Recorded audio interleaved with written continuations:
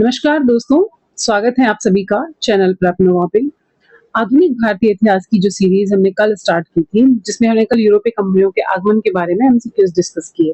आज उसी की सीरीज में एक टॉपिक है ईस्ट इंडिया कंपनी और बंगाल के नवाब। यानी कि जब 1600 ईस्वी में ईस्ट इंडिया कंपनी की भारत में स्थापना हुई, तो उसके बाद किस तरह से उस कंपनी का शासन रहा और बंगाल में कौन-कौन नवाब रहे।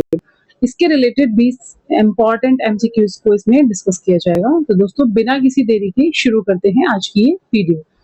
तो सबका पहला क्वेश्चन है, ईस्ट इंडिया कंपनी की स्थापना कब हुई थी?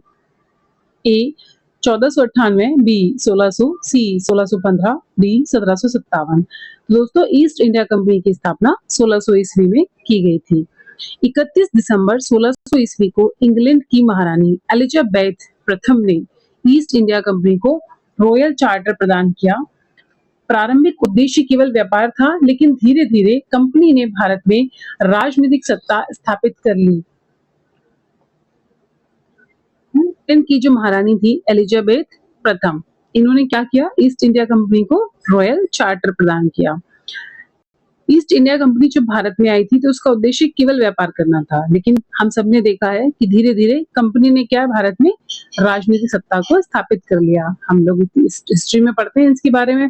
Question number 2, east India company को भारत में व्यापार की अनुमति देने वाला मुगल सम्राट कौन था? ए अकबर, बी जहांगीर, सी शाहजहां, डी औरंगजेब। तो दोस्तों, जहांगीर के दरबार में सबसे पहले 2 यात्री आते हैं। 1608 ईस्वी में आता है। 1608 में कौन आए? William Hawkins.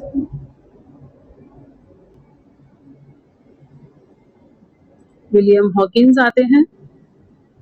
उसके बाद 1615 में आते हैं सर थॉमस रो। ठीक है, तो जहांगीर के शासनकाल में अंग्रेजों को भारत में व्यापार करने की अनुमति देते हैं जहांगीर, मुगल सम्राट, और उनके दरबार में 2 यात्री आए।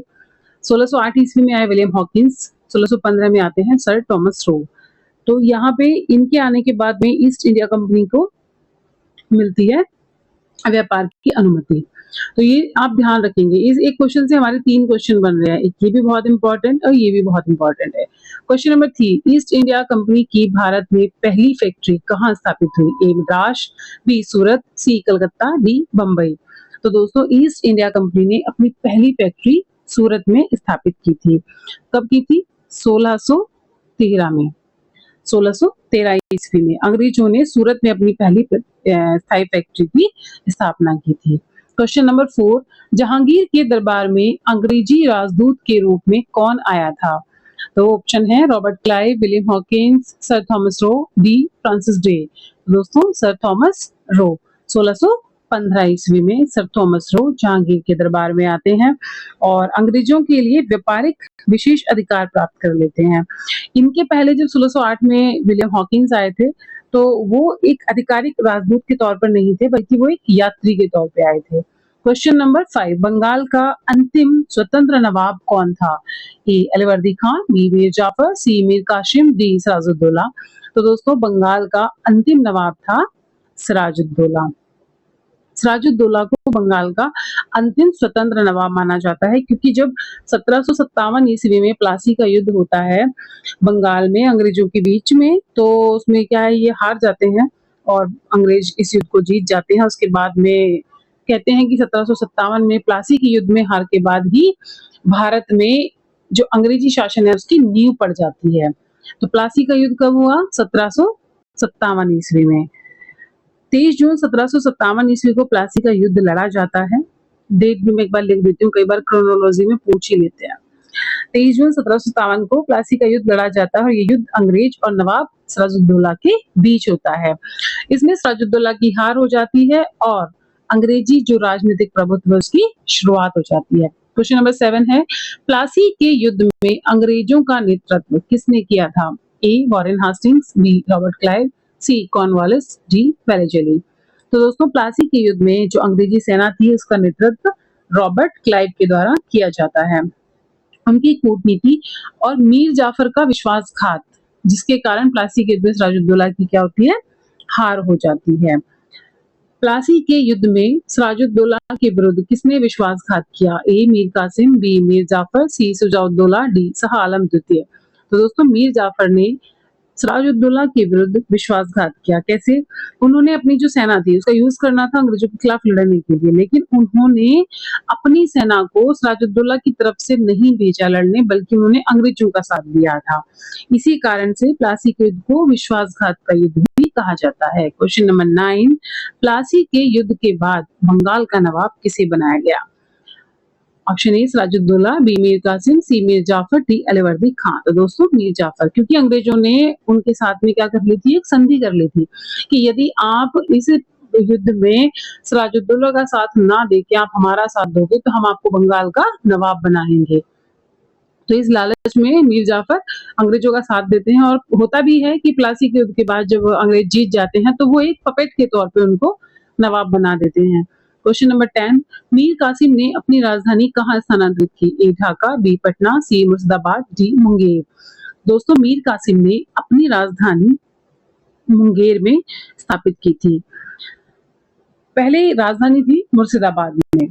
मुर्शिदाबाद से मुंगेर मीर कासिम राजधानी को लेके चले जाते हैं, क्योंकि वो अंग्रेजों के प्रभाव से दूर होके अपनी सेना को मजबूत करना चाहते थे, इसलिए वो मुंगेर लेके चले गए।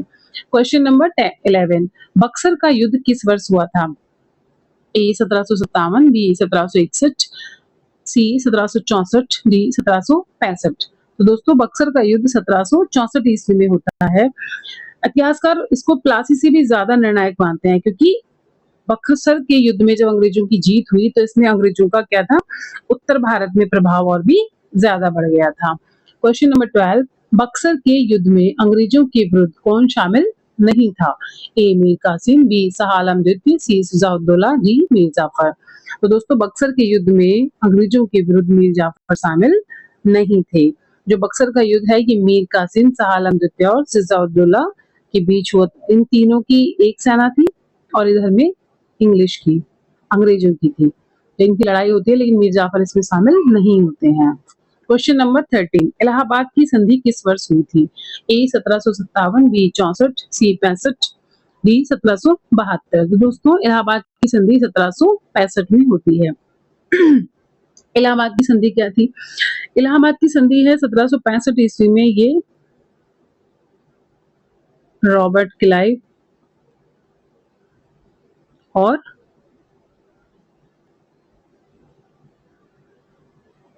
शाह आलम द्वितीय के साथ होती है। ठीक है, अब इसमें क्या है, शाह आलम द्वितीय क्या करते हैं कि इस संधि के थ्रू बंगाल, बिहार और उड़ीसा की जो दीवानी है वो किसको दे देते हैं? कंपनी को। किस किस की? बंगाल, बिहार और उड़ीसा, इनकी दीवानी दे देते हैं कंपनी को इलाहाबाद की संधि के बाद। क्वेश्चन नंबर 14, बंगाल, बिहार और उड़ीसा की दीवानी ईस्ट इंडिया कंपनी को किसने प्रदान की? ए औरंगजेब, बी शाह आलम द्वितीय, सी बहादुर शाह प्रथम, डी अकबर द्वितीय। दोस्तों शाह आलम द्वितीय ने बंगाल, बिहार, उड़ीसा की दीवानी ईस्ट इंडिया कंपनी को दे दी थी। क्वेश्चन नंबर 15, बंगाल में द्वैत शासन किसने प्रारंभ किया? A Warren Hastings, B Cornwallis, C Robert Clive, D Wellesley. तो दोस्तों बंगाल में द्वैत शासन की जो स्थापना थी वो 1765 ईस्वी में रॉबर्ट क्लाइव के द्वारा की जाती है। इसमें ये क्या करते हैं, दो अधिकार थे, राजस्व और प्रशासन। तो इस द्वैत शासन में रॉबर्ट क्लाइव क्या गेम खेल जाते हैं कि ये जो राजस्व अधिकार है इनको तो दे देते हैं कंपनी के पास, और प्रशासनिक अधिकारों को दे देते हैं नवाबों के पास में। लेकिन इसी के साथ में जो दीवानी अधिकार थे ये भी किसके पास है? कंपनी के पास। ठीक है, तो कंपनी तो ओवरऑल मजबूत रही। तो इस बंगाल में द्वैत शासन की शुरुआत रॉबर्ट क्लाइव के द्वारा की जाती है। इसी के साथ में ये जो संधि थी इलाहाबाद वाली, ये भी इसी से रिलेटेड थी। क्वेश्चन नंबर 16, द्वैत शासन किस वर्ष लागू किया गया था? तो द्वैत शासन लागू किया था, ऑप्शन ए 1757, 1764, सी 1765, डी 1772। तो दोस्तों द्वैध शासन 1765 यानी कि इलाहाबाद की संधि के बाद लागू किया गया था। द्वैध शासन को किसने समाप्त किया? A Robert Clive, B Warren Hastings, C Cornwallis, D Lord Wellesley. तो दोस्तों द्वैध शासन को समाप्त करने का श्रेय वॉरेन हेस्टिंग्स को जाता है। इन्होंने 1772 ईस्वी में 1772 ईस्वी में द्वैध शासन को समाप्त करके कंपनी को क्या दे दिया था? प्रत्यक्ष प्रशासनिक नियंत्रण दे दिया। मतलब अभी जो प्रशासन नवाबों के हाथ में था वो भी किसके चला गया? कंपनी के पास। क्वेश्चन नंबर 18, अंग्रेजों के व्यापारिक विशेष अधिकारों का सबसे अधिक विरोध किस नवाब ने किया? ए सिराजुद्दौला, बी अलवर्दी खां, सी मीर जाफर, डी मीर कासिम। तो दोस्तों अंग्रेजों के जो व्यापारिक विशेष अधिकार थे उनका सबसे ज्यादा विरोध करते हैं मीर कासिम। मीर कासिम अंग्रेजों को दस्तक यानी मतलब कर मुक्त व्यापार का विरोध करते हैं, क्योंकि उनका कहना था कि सभी व्यापारियों के लिए समान कर व्यवस्था होनी चाहिए। और इसी विवाद के चलते जो बक्सर का युद्ध हुआ 1765 में वो होता है। क्वेश्चन नंबर 19, प्लासी के युद्ध को विश्वासघात का युद्ध किस इतिहासकार ने कहा? आरसी मजुमदार, बी के एम पणिक्कर, सी जदुनाथ सरकार, डी इरफान हबीब। तो विश्वासघात का युद्ध के एम पणिक्कर ने कहा था प्लासी के युद्ध को, क्योंकि इसके बाद अंग्रेजों की जीत मुख्यतः मीर जाफर की गद्दारी के कारण होती है और वास्तविक रूप से जो माना जाता है कि कंपनी अपना शासन बनाती है या उसको प्रभाव मिल जाता है, प्रभुत्व मिल जाता है, वो इसी युद्ध के बाद उसको एक्सेस मिल जाती है। क्वेश्चन नंबर 20, भारत में अंग्रेजी राजनीतिक सत्ता की वास्तविक नींव किस युद्ध के बाद पड़ी? ए प्लासी का युद्ध, बी बक्सर का युद्ध, सी वांडीवास का युद्ध, डी पानीपत का तृतीय युद्ध। दोस्तों भारत में अंग्रेजी राजनीतिक सत्ता की जो वास्तविक नींव थी ये पड़ी प्लासी के युद्ध के बाद, और इसको और ज्यादा मजबूती किसमें मिली? बक्सर के युद्ध के बाद, क्योंकि बक्सर का जब युद्ध हुआ तो जो अंग्रेजी राजनीतिक सत्ता थी उसको क्या मिल जाए? कानूनी और सैन्य मजबूतियां भी मिल जाती हैं। तो दोस्तों ये थी 20 एमसीक्यूज की सीरीज क्वेश्चंस, जिसमें हमने ईस्ट इंडिया कंपनी को किस तरह से यहाँ पे भारत में एक्सेस मिली है, कौन कौन सी युद्ध के थ्रू उनको क्या क्या अधिकार मिले, और बंगाल के कौन नवाब थे जिन्होंने ये करने में अंग्रेजों का साथ दिया और किसने अंग्रेजों का विरोध किया, कौन राजधानी को मुर्शिदाबाद से मुंगेर स्थानांतरित करके लेके गए। तो ये सारे जो क्वेश्चन है ये बहुत इंपॉर्टेंट क्वेश्चन है, मतलब मल्टीपल टाइम एग्जाम्स में पूछ लिए जाते हैं। जैसे अभी अभी रिसेंटली यूपी ट्रिपल एससी ने अपनी पीईटी की रिलीज किए हैं, उसके नोटिफिकेशंस आ गए हैं, एग्जाम फॉर्म जो अपना भरने के लिए शुरू हो गया है एप्लीकेशन। तो उन सब एग्जाम्स के पर्सपेक्टिव से भी आप यदि ये एमसीक्यूज को अपने ध्यान में रख के पढ़ोगे ना अच्छे से, तो डेफिनेटली आपको उसमें बहुत बेनिफिट मिलेगा एग्जाम के अंदर। तो ये सारी जो वीडियोस हैं डेली अपलोड हो रहे हैं हमारे चैनल पे। इसके अलावा हम डिटेल्स में भी टॉपिक दे रहे हैं, वन लाइनर्स भी चला रहे हैं, और जैसे अभी एक रिसेंटली अपलोडेड वीडियो हुई है 1773 की जो रेगुलेटिंग एक्ट रहे, यानी कि जो एक्ट्स आए थे 1773 से लेके 1945 का जो भारत शासन अधिनियम आया था, उसके अंदर में क्या क्या व्यवस्था थी, भारत में किस तरह से उन्होंने अपना प्रशासन को चलाने का शुरुआत किया था। तो ये सारी चीजें हम डिटेल में उसमें डिस्कस कर रहे हैं। तो मैं आशा करती हूँ कि आप ये सारी चीजें अच्छे से देखोगे, पढ़ोगे और उसका एग्जाम में मैक्सिमम बेनिफिट लोगे। तो चलिए दोस्तों मिलते हैं नेक्स्ट टॉपिक पे नेक्स्ट वीडियो में। तब तक के लिए आप अच्छे से अपनी पढ़ाई कीजिए and thank you so much. Stay updated. जय हिंद, जय भारत।